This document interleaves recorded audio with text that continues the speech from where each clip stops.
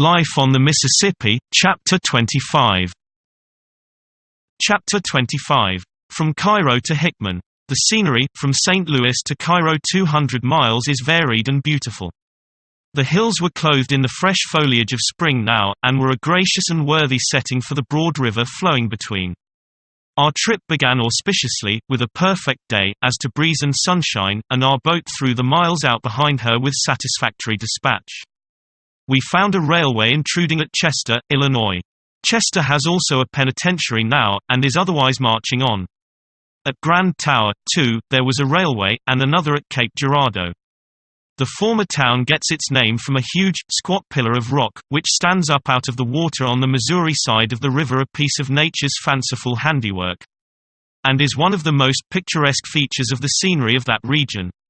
For nearer or remoter neighbors, the tower has the Devil's Bake Oven. So called, perhaps, because it does not powerfully resemble anybody else's bake oven, and the Devil's Tea Table. This latter a great smooth-surfaced mass of rock, with diminishing wine-glass stem, perched some 50 or 60 feet above the river, beside a beflowered and garlanded precipice, and sufficiently like a tea table to answer for anybody, devil or Christian. Away down the river we have the Devil's Elbow and the Devil's Racecourse, and lots of other property of his which I cannot now call to mind. The town of Grand Tower was evidently a busier place than it had been in old times, but it seemed to need some repairs here and there, and a new coat of whitewash all over. Still, it was pleasant to me to see the old coat once more. Uncle Mumford, our second officer, said the place had been suffering from high water, and consequently was not looking its best now. But he said it was not strange that it didn't waste whitewash on itself, for more lime was made there, and of a better quality, than anywhere in the West, and added, "On a dairy farm you never can get any milk for your coffee, nor any sugar for it on a sugar plantation, and it is against sense to go to a lime town to hunt for whitewash." In my own experience I knew the first two items to be true, and also that people who sell candy don't care for candy. Therefore there was plausibility in Uncle Mumford's final observation that people who make lime run more to religion than whitewash. Uncle Mumford said, further, that Grand Tower was a great coaling center and a prospering place.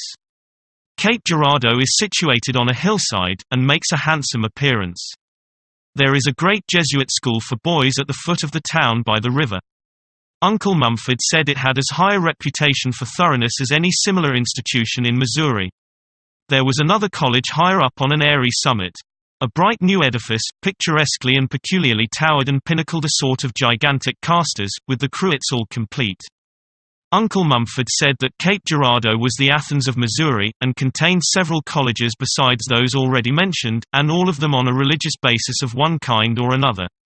He directed my attention to what he called the strong and pervasive religious look of the town, but I could not see that it looked more religious than the other hill towns with the same slope and built of the same kind of bricks. Partialities often make people see more than really exists.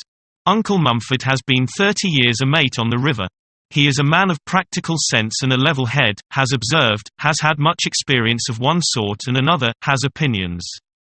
Has, also, just a perceptible dash of poetry in his composition, an easy gift of speech, a thick growl in his voice, and an oath or two where he can get at them when the exigencies of his office require a spiritual lift.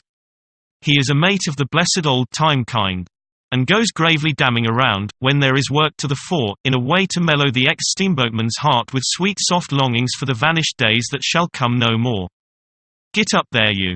Going to be all day. Why didn't you say you was petrified in your hind legs, before you shipped?" He is a steady man with his crew, kind and just, but firm, so they like him, and stay with him. He is still in the slouchy garb of the old generation of mates. But next trip the anchor line will have him in uniform, a natty blue naval uniform, with brass buttons, along with all the officers of the line. And then he will be a totally different style of scenery from what he is now. Uniforms on the Mississippi. It beats all the other changes put together, for surprise. Still, there is another surprise that it was not made 50 years ago. It is so manifestly sensible, that it might have been thought of earlier, one would suppose. During 50 years, out there, the innocent passenger in need of help and information, has been mistaking the mate for the cook, and the captain for the barber. And being roughly entertained for it, too. But his troubles are ended now. and the greatly improved aspect of the boat staff is another advantage achieved by the dress reform period. Steered down the bend below Cape Girardeau. They used to call it Steersman's Bend, plain sailing and plenty of water in it, always. About the only place in the upper river that a new cub was allowed to take a boat through, in low water. Thebes, at the head of the Grand Chain, and Commerce at the foot of it, were towns easily rememberable, as they had not undergone conspicuous alteration. Nor the chain, either. In the nature of things, for it is a chain of sunken rocks admirably arranged to capture and kill steamboats on bad nights. A good many steamboat corpses lie buried there, out of sight.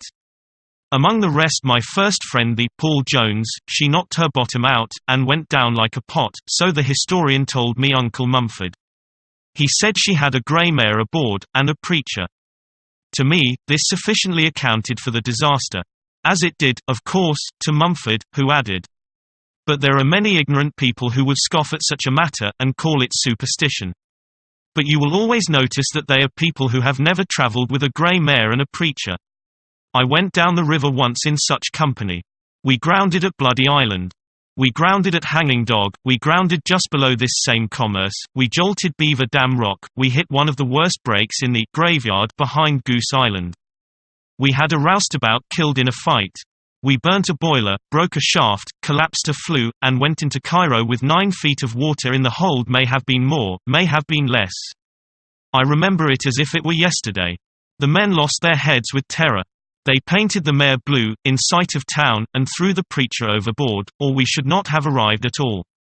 The preacher was fished out and saved. He acknowledged, himself, that he had been to blame. I remember it all, as if it were yesterday. That this combination of preacher and grey mare should breed calamity, seems strange, and at first glance unbelievable. But the fact is fortified by so much unassailable proof that to doubt is to dishonour reason. I myself remember a case where a captain was warned by numerous friends against taking a grey mare and a preacher with him, but persisted in his purpose in spite of all that could be said. And the same day, it may have been the next, and some say it was, though I think it was the same day, he got drunk and fell down the hatchway, and was borne to his home a corpse. This is literally true. No vestige of Hat Island is left now, every shred of it is washed away.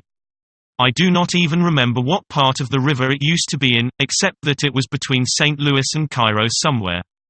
It was a bad region all around and about Hat Island, in early days. A farmer who lived on the Illinois shore there, said that 29 steamboats had left the bones strung along within sight from his house. Between St. Louis and Cairo the steamboat wrecks average 1 to the mile, 200 wrecks, altogether. I could recognize big changes from Commerce down. Beaver Dam Rock was out in the middle of the river now, and throwing a prodigious break.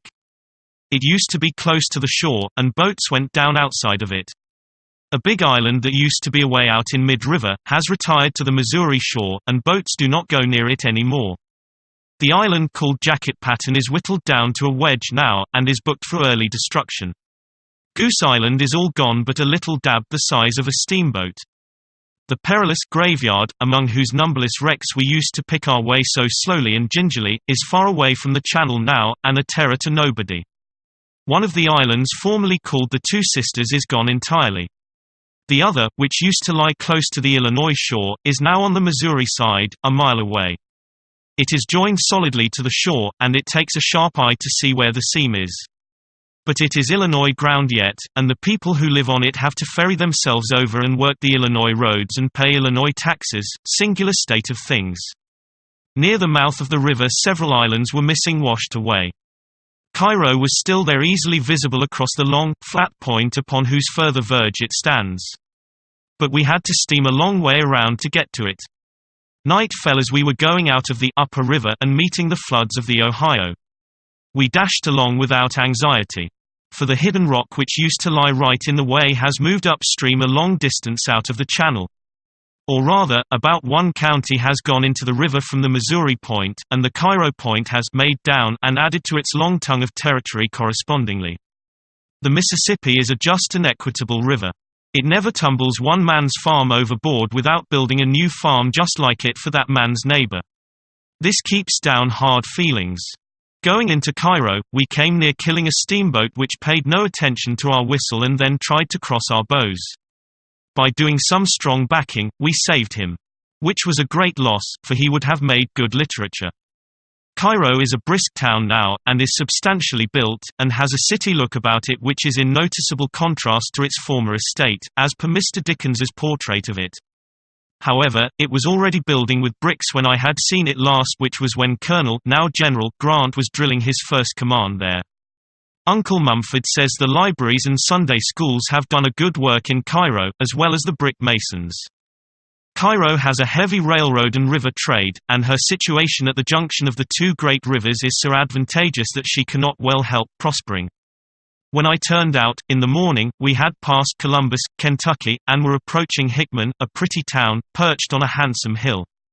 Hickman is in a rich tobacco region, and formerly enjoyed a great and lucrative trade in that staple, collecting it there in her warehouses from a large area of country and shipping it by boat. But Uncle Mumford says she built a railway to facilitate this commerce a little more, and he thinks it facilitated it the wrong way. Took the bulk of the trade out of her hands by collaring it along the line without gathering it at her doors.